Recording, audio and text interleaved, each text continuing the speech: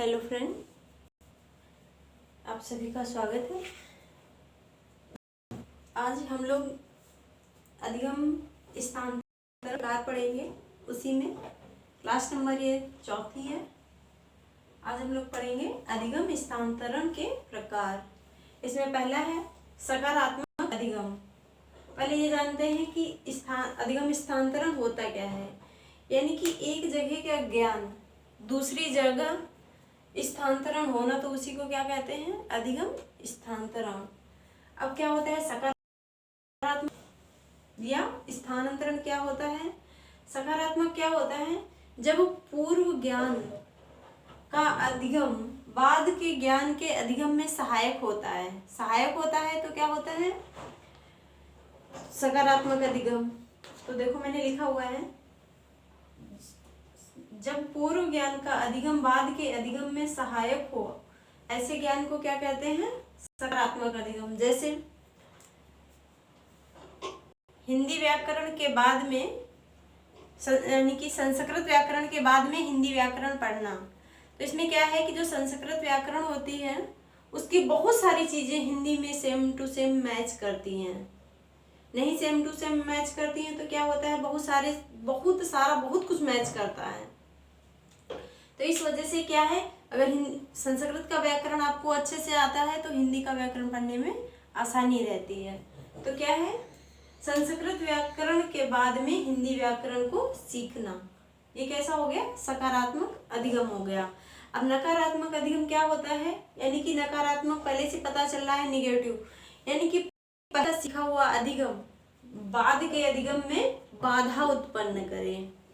जैसे पहले कोई जो अधिगम किया और अब दूसरा जो अधिगम कर रहे हैं या दूसरी कोई चीज सीख रहे हैं, उसमें वो सहायक नहीं है, वो बाधा उत्पन्न कर रहा है। जैसे कोई बच्चा था, वो इंग्लिश मीडियम से पहले पढ़ रहा था, मगर क्या हुआ, एक दिन उसके पेरेंट्स ने बोला कि नहीं बेटा अब तुमको हिंदी मीडियम में पढ़ना है।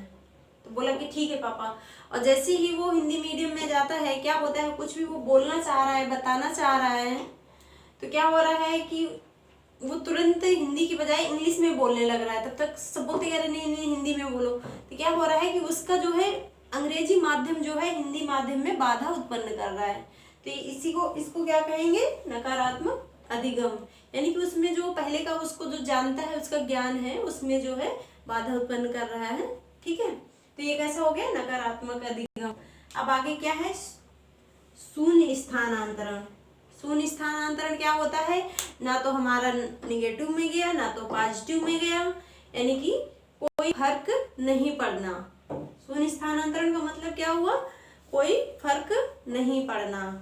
जैसे जब पहले का अधिगम बाद के अधिगम में कोई सहायता ना करे, स्थिर रहना, कोई सहायता नहीं करना कि यानी कि तुमको ना तो प्लस में जाना है ना तो माइनस में जाना है। ठीक है, तो जैसे क्या है, जैसे टाइपिंग सीखकर क्रिकेट खेलना, तो टाइपिंग क्रिकेट में क्या करेगी, कुछ नहीं, ना तो आपको उसमें कोई हेल्प करेगी ना तो कोई उसमें ऐसा भी है कि कोई घाटा भी नहीं है।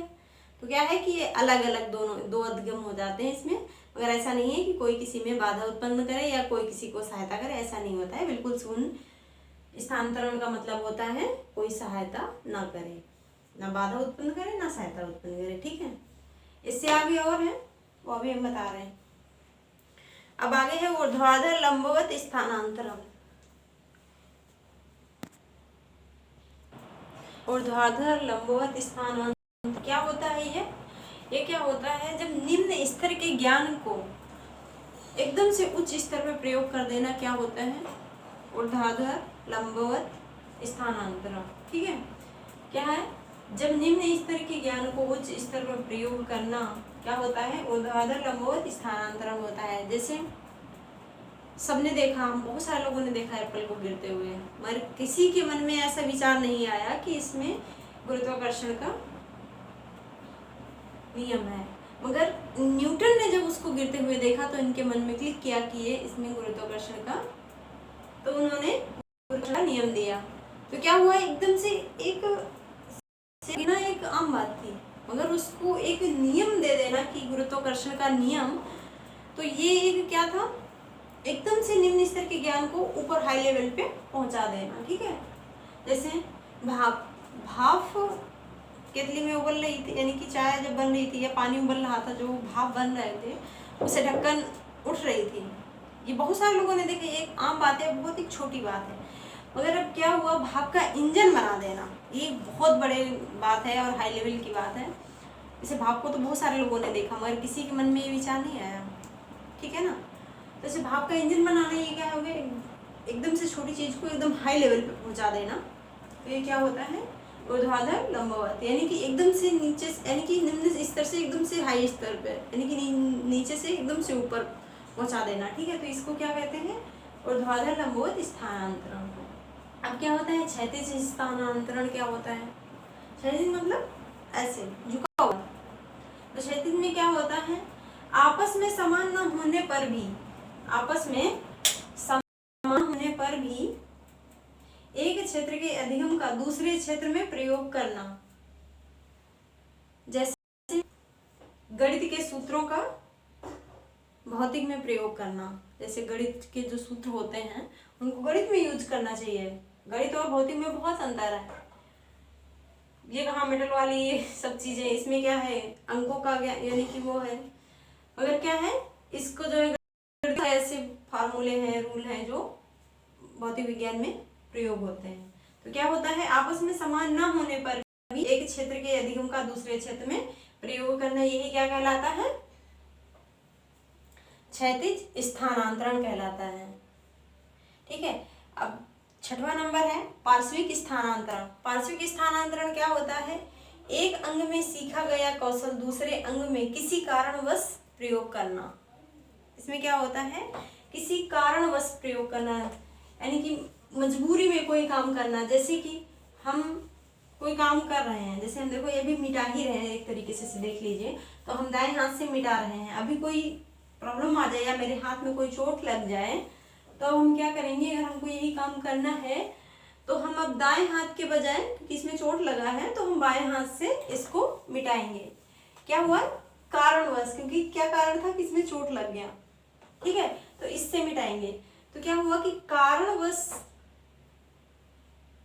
एक अंग का सीखा गया दूसरे अंग में प्रयोग करना, क्योंकि कारण ये हो गया कि मुझे चोट लग गई, तो अब हमें इस हाथ से काम करना है। जैसे, और ये परमानेंट भी हो सकता है, टेम्परेरी भी हो सकता है। परमानेंट कैसे, अगर कोई, जैसे समझ लो कोई लेबर है, कोई काम कर रहा है, किसी कारणवश उसका हाथ ही कट गया। अब सोचो हाथ कट गया है, परमानेंट, जब ये तो परमानेंट हो गया ना, हाथ कट गया, अब हमेशा उसको इसी हाथ से करना पड़ेगा, अब इससे नहीं हो सकता ना वो काम। तो ये पार्श्विक स्थानांतरण क्या होता है, कुछ टाइम के लिए हो सकता है और परमानेंट भी हो सकता है। ठीक है, इसका एग्जाम्पल है, जैसे एग्जाम्पल लिखूं, जैसे दाएं हाथ से खाना खाते थे हम लोग, उसके बाद में क्या हुआ, चोट लगने पे हम लोग किससे खाने लगे, बाएं से, कुछ दिन के लिए। अगर किसी को ज्यादा प्रॉब्लम आ गई, किसी का हाथ कट गया किसी कारणवश, तो क्या हुआ, वो परमानेंट ही बाएं हाथ से खाना खाएगा। ठीक है, अब अगला है क्वेश्चन नंबर 7 है द्विपार्श्विक स्थानांतरण।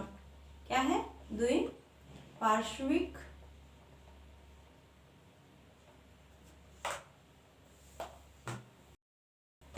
स्थानांतरण।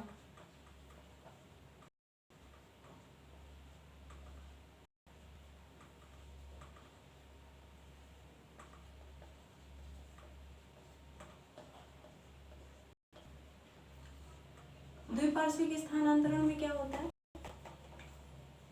इसमें क्या होता है, एक अंग के कौशल का दूसरे अंग में भी स्थानांतरण। जैसे इसमें क्या होता है, जैसे हमें इससे लिखना आता है और हमको इससे भी लिखना आता हो, यानी कि दोनों एक साथ काम करते हैं। पार्श्विक स्थानांतरण में क्या था कि हम इससे खा रहे हैं, जब इसमें चोट लग गई या कोई प्रॉब्लम हो गई, इस वजह से हम इससे खा रहे हैं, मजबूरीवश, कारणवश। मगर क्या होता है, द्विपार्श्विक स्थानांतरण में ऐसा कोई कारण भी नहीं होता है कि नहीं इसको छोड़ के इसमें करना है। इसमें क्या होता है कि दोनों हाथ से उसको वर्क आता है करना। जैसे कि हमें लिखना इससे भी आता है, इससे भी आता है, कोई गेम खेलना है हमें इससे भी आता है, हमें इससे भी आता है। तो क्या होता है, दोनों, यानी कि इधर के अंग का और इधर के अंग का बराबर हम, यानी कि दोनों जगह हम लोग प्रयोग कर लेते हैं बिना कोई रीजन। ऐसा नहीं है कि कोई रीजन है कि इसमें चोट लगाया ऐसा कुछ है तो हम इससे लिख रहे हैं, ऐसा नहीं, मजबूरी नहीं है। आता है, जैसे कि तुमने देखा होगा किसी किसी को दोनों हाथ से लिखना आता है, किसी किसी को बॉल फेंकना आता है दोनों हाथ से। तो ये क्या हो गया, द्विपार्श्विक स्थानांतरण।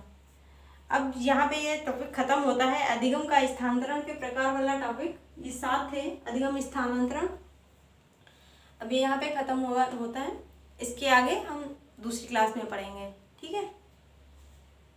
अगर अच्छा लगा हो तो लाइक करिएगा, कमेंट करिएगा और शेयर करिएगा और मेरे चैनल को सब्सक्राइब करिएगा। धन्यवाद।